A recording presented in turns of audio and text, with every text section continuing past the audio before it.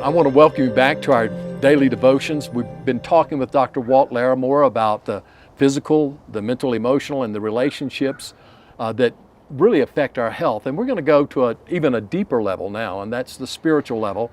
And so I want us to talk about how the spiritual level, our relationship there, affects health. And then that sounds funny, and I don't know. Let me just ask you this basic question. How does science view that? I mean, is there any kind of scientific evidence that there's a spiritual underpinning for our health? It's stunning. There's now over 4,000 studies in the medical literature that look at the relationship between positive spirituality and physical, emotional, and relational health. What those studies show is that there's an intricate and intimate relationship. People who are healthy spiritually have better physical, emotional, and relational health. By positive spirituality, which is a term that I coined in the medical literature, I define that two ways. Positive spirituality is spirituality that benefits the person and others around them. Positive spirituality isn't spirituality that blows up people or harms people. Right. But it's healthful spirituality that results in the measurable fruit of love, joy, peace, patience, kindness, goodness, faithfulness, gentleness, and self-control, the fruit of the Spirit. So I can go into secular environments and talk about positive spirituality and the studies that show that people that have that do better physically, emotionally, relationally, spiritually. Now it's clear to Christians we're talking about biblical spirituality because the research shows that that is the one that is most highly healthy.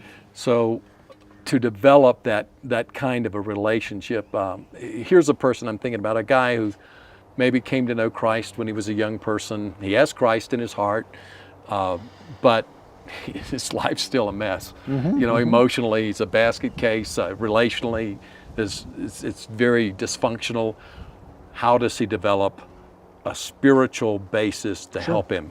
I like to think of it this way, Sammy. Think of that spiritual health as a wheel, if you would, with four spokes. And this illustration comes from a fellow named Dawson Trotman. In fact, his two grandsons are working on the crew with us today, but Dawson's who taught me this spiritual wheel. The hub of that is a personal relationship with God through Christ.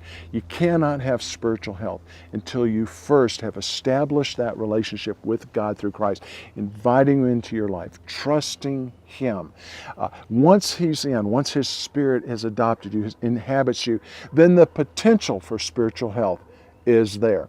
The vertical spokes of that wheel are our relationship with God. And I think of two critical spokes. One of them is spending that time with God and His Word on a daily basis. God speaks to me through His Word, and I've got to ingest that, take that in on a daily basis. And then prayer, that's talking with Him. So talking with Him, prayer, conversation, and then listening with Him through His Word. That builds my relationship with Him. I call that the vertical spoke, if you would. But then there's the horizontal spoke, and that's got to be balanced in two ways. One is my relationship with other believers, my relationship with Christians. That's my fellowship with them, my church time, my Sunday school time, my small group time. Even the mentoring relationship. Absolutely. But then that's got to be balanced with my relationship with non-believers.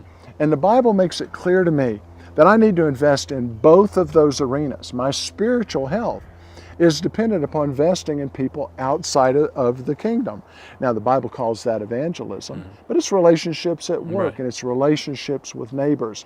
And those four spokes together, in fact, in the assessment tool, we measure those to see if we come up short. And I find in my life, I have to reevaluate those spokes on a frequent basis to be sure I'm not getting out of balance. Balance is a key word here. The balanced life is a healthy life. And when I look at Jesus, He was the most balanced human being who ever walked the face of this earth. I mean, you just look at His life. I mean, there was so much balance, and sometimes people think it's contradiction. It's not contradictions, it's balance. And so I want to encourage you to develop that kind of a balanced life. Tomorrow we're going to talk about some things that may help you to develop that kind of spirituality.